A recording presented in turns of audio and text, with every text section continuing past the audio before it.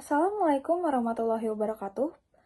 Di video ini kami berdua akan menjelaskan tentang buku Ilmu Komunikasi, Filsafat, dan Etika Ilmunya, serta Perspektif Islam.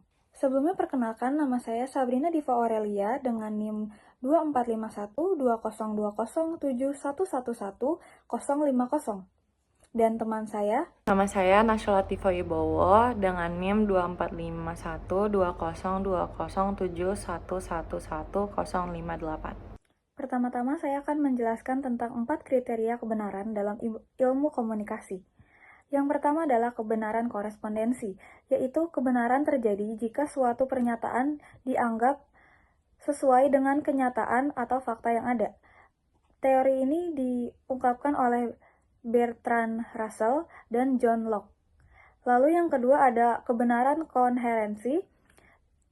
Pernyataan ini dianggap benar jika konsisten dengan pernyataan-pernyataan sebelumnya yang telah dianggap dan diterima sebagai benar, yang diungkapkan oleh Plato, Aristoteles, dan Euclid.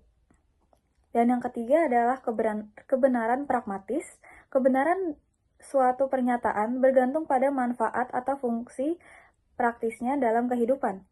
Teori ini diungkapkan oleh Charles Peirce, John Dewey, dan William James. Yang terakhir adalah kebenaran etis dan kebenaran metafisik. Kebenaran etis yaitu suatu diakui sebagai benar jika sesuai dengan norma atau kode etik profesi. Yang kedua ada kebenaran metafisik, kebenaran yang harus diterima meskipun tidak dapat dibuktikan secara empiris. Dan selanjutnya saya akan memberikan contoh aplikasi dari 4 kriteria kebenaran dalam praktik komunikasi tersebut.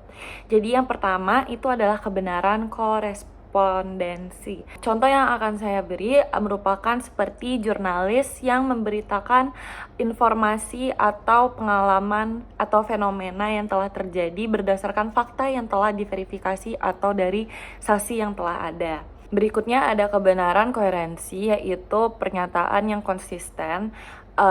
Contoh yang bisa saya beri seperti caleg atau capres yang menjanjikan program-program yang ia ingin bawahi dan berikan kepada masyarakat. Berikutnya ada kebenaran pragmatis, yaitu suatu pernyataan yang memiliki manfaat dalam kehidupan manusia. Contoh yang bisa saya beri merupakan seperti iklan memberikan informasi yang bermanfaat kepada masyarakat yang butuh produk atau jasa mereka yang memenuhi kebutuhan primer mereka. Selanjutnya ada kebenaran etis dan metafisik, yaitu komunikasi harus memperhatikan norma etika dan nilai-nilai yang ada seperti keadilan, kejujuran, dan bertanggung jawab.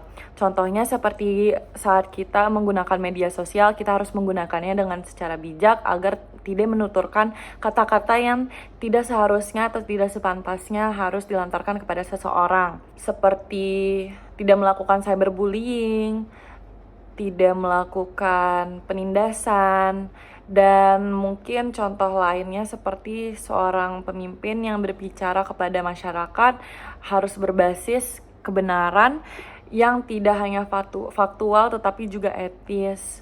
Selanjutnya saya akan menjelaskan bagaimana relasinya Pancasila untuk mencapai kondisi harmoni. Dimulai dari sila pertama yaitu ketuhanan yang Maha Esa, mendorong toleransi antar umat beragama dan penghormatan terhadap masing-masing kepercayaan, sehingga tercipta keharmonisan dalam lingkungan kehidupan beragama. Sila kedua, ilmu komunikasi itu mendukung pengakuan harkat dan martabat manusia sebagai makhluk Tuhan yang Maha Esa. Yang selanjutnya mengembangkan sikap saling menghormati, memahami keberagaman, serta menanamkan nilai keadilan serta kebenaran. Yang ketiga, sila persatuan Indonesia. Komunikasi berperan dalam membangun persatuan dan kesatuan bangsa berdasarkan Bhinneka Tunggal Ika dan kebersamaan dalam keberagaman melalui interaksi yang sehat dan konstruktif. Selanjutnya akan dijelaskan oleh Wawa. Lalu ada sila keempat, yaitu kerakyatan yang dipimpin oleh hikmat kebijaksanaan dalam permusyawaratan perwakilan, yaitu komunikasi yang baik diperlukan dalam proses musyawarah atau perwakilan untuk mencapai mufakat, lalu menanamkan sikap menghormati pendapat orang lain serta memprioritaskan kepentingan bersama. Yang terakhir ada sila kelima, yaitu keadilan sosial bagi seluruh rakyat Indonesia. Ilmu komunikasi membantu membangun kesadaran akan hak dan kewajiban sosial, lalu mempromosikan sikap adil dalam menyampaikan informasi serta mendukung keseimbangan sosial.